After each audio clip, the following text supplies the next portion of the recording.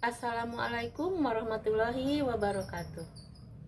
Apa kabar anak-anak? Mudah-mudahan pada hari ini kalian ada dalam keadaan sehat walafiat. Ya, walaupun kita belum bisa bertatap muka secara langsung, tapi Ibu harap kalian tetap bersemangat untuk mengikuti pelajaran pada hari ini. Anak-anak yang Ibu cintai, pada pertemuan hari ini kita akan membahas mengenai kedaulatan negara Republik Indonesia. Ya. Tapi sebelum kita melanjutkan materi, marilah kita bersama-sama berdoa dengan membacakan lafaz basmalah. Bismillahirrohmanirrohim. Anak-anak yang Ibu cintai, sebelum kita lanjutkan ke materi, baiklah, Ibu akan membacakan dulu apa tujuan pembelajaran pada materi kali ini. Silahkan kalian simak. Baiklah anak-anak yang Ibu cintai, tujuan pembelajaran dalam materi ini adalah 1. Mengenal serta memahami ketentuan tentang bentuk dan kedaulatan negara sesuai dengan Undang-Undang Dasar Negara Kesatuan Republik Indonesia tahun 1945. Kemudian yang kedua, menumbuhkan rasa ingin tahu terhadap ketentuan perihal bentuk dan kedaulatan negara sesuai Undang-Undang Dasar Negara Republik Indonesia tahun 1945. Yang ketiga, memahami berbagai prinsip kedaulatan sesuai Undang-Undang Dasar Negara Republik Indonesia tahun 1945. Dan yang keempat, memahami dinamika perwujudan kedaulatan negara kesatuan Republik Indonesia. Nah, itulah tujuan pembelajaran dari materi yang akan kita bahas berikut ini. Baiklah anak-anak yang Ibu cintai, kita mulai saja dengan materi yang pertama, yaitu mengenai hakikat dan teori kedaulatan negara Indonesia. Kita lihat di sini menurut Bodin bahwa kedaulatan itu adalah kekuasaan tertinggi untuk menentukan hukum dalam suatu negara. Ya, jadi kedaulatan itu adalah kekuasaan yang tertinggi dalam suatu negara. Ya, negara memiliki kekuasaan tertinggi untuk apa? Yaitu untuk memaksa semua penduduknya agar menaati undang-undang serta peraturan-peraturan yang berada di dalam negara tersebut. Contoh di negara kita harus mematuhi peraturan yang terdapat di dalam Undang-Undang Dasar tahun 1945. Baiklah anak-anak, kita lanjutkan lagi. Di sini ada dua macam kedaulatan, ya. Ada yang disebut dengan kedaulatan ke dalam dan kedaulatan keluar. Kita lihat kedaulatan ke dalam di Indonesia yang termuat dalam Undang-Undang Dasar Negara Republik Indonesia tahun 1945 antara lain sebagai berikut. Yaitu A. Melindungi segenap bangsa Indonesia dan seluruh tumpah darah Indonesia. Kemudian yang B, memajukan kesejahteraan umum, dan C, yaitu mencerdaskan kehidupan bangsa. Nah, ini sebetulnya ada atau tercantum di dalam pembukaan Undang-Undang Dasar Negara Republik Indonesia tahun 1945 pada alinea yang keempat, ya, itu mengenai tujuan negara di dalam negara Republik Indonesia. Nah, itu yang termasuk kedaulatan ke dalam. Kemudian selain itu, negara juga mempertahankan kemerdekaannya terhadap serangan-serangan dari negara lain dan mempertahankan kedaulatan keluar. Ya. Apa itu kedaulatan keluar? Ya, kita lihat selanjutnya. Kedaulatan keluar di Indonesia tercantum juga di dalam Undang-Undang Dasar Negara Republik Indonesia tahun 1945. Antara lain adalah sebagai berikut.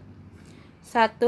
Ikut serta dalam perdamaian dunia yang berdasarkan kemerdekaan, perdamaian abadi, dan keadilan sosial. Yang kedua, Presiden dengan persetujuan DPR menyatakan perang. Menyatakan perang di sini maksudnya untuk mempertahankan keutuhan NKRI. Ya, apabila tidak bisa dilakukan melalui perdamaian. Kemudian presiden juga membuat perdamaian dan juga membuat perjanjian dengan negara lain yang disebut dengan perjanjian internasional. Kemudian yang ketiga, presiden mengangkat duta dan konsul. Apa itu duta dan konsul? Mari kita simak yang dimaksud dengan duta dan konsul. Baiklah anak-anak, kita langsung saja lihat. Duta merupakan pejabat diplomatik yang ditugaskan ke pemerintahan asing atau organisasi internasional untuk mewakili negaranya. Sedangkan konsul merupakan wakil resmi sebuah negara yang bertugas melindungi warga negaranya serta memfasilitasi hubungan perdagangan dan persahabatan. Ya, jadi itu konsul. Jadi sekali lagi konsul itu merupakan wakil resmi untuk melindungi warga negara yang ada di negara-negara lain. Ya, kemudian konsul ditempatkan di sebuah kedutaan besar yang terletak di ibu kota negara. Nah, itulah pengertian dari duta dan konsul. Kemudian selanjutnya kita akan melihat kedaulatan atau sifat dari kedaulatan. Ya, di sini ada 4 sifat pokok kedaulatan. Yang pertama adalah asli. Kemudian yang kedua sifatnya permanen, yang ketiga tunggal, dan yang keempat sifatnya tidak terbatas. Baiklah, kita lihat satu persatu apa yang dimaksud dengan asli. Asli artinya bahwa kekuasaan itu tidak berasal dari kekuasaan lain yang lebih tinggi. Ya. Kemudian permanen artinya adalah bahwa kekuasaan itu tetap ada sepanjang negara tetap berdiri, walaupun pemerintahan sudah berganti.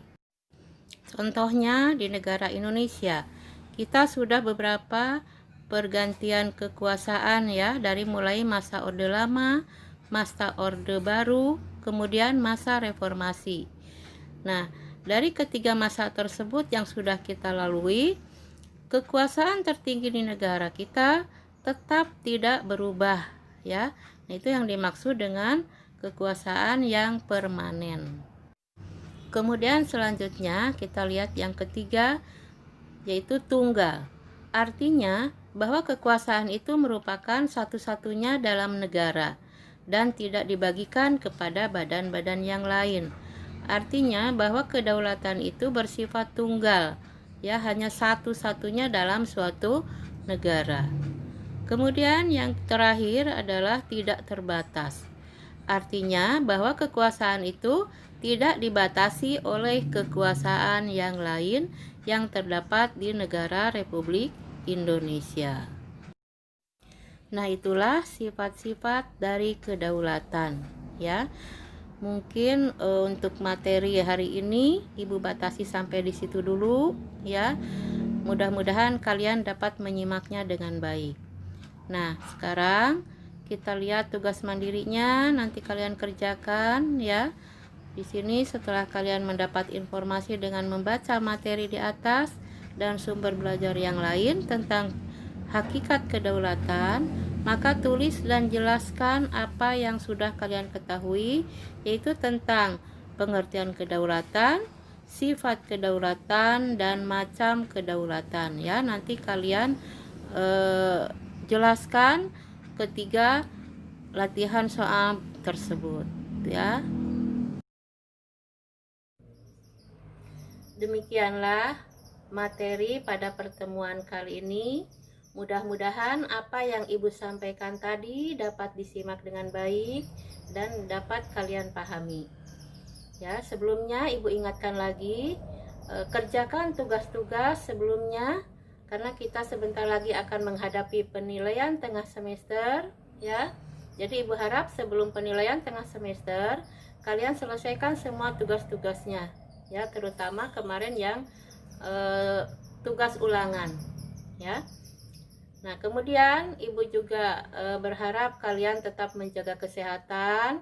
Apabila mau keluar rumah, ingat 3M ya, yaitu memakai masker, kemudian mencuci tangan dan selalu menjaga jarak. Ya. Semoga kita semua selalu ada dalam lindungan Allah Subhanahu wa taala. Amin ya robbal alamin. Sampai di sini untuk pertemuan kali ini. Billahi taufik wal hidayah. Wassalamualaikum warahmatullahi wabarakatuh.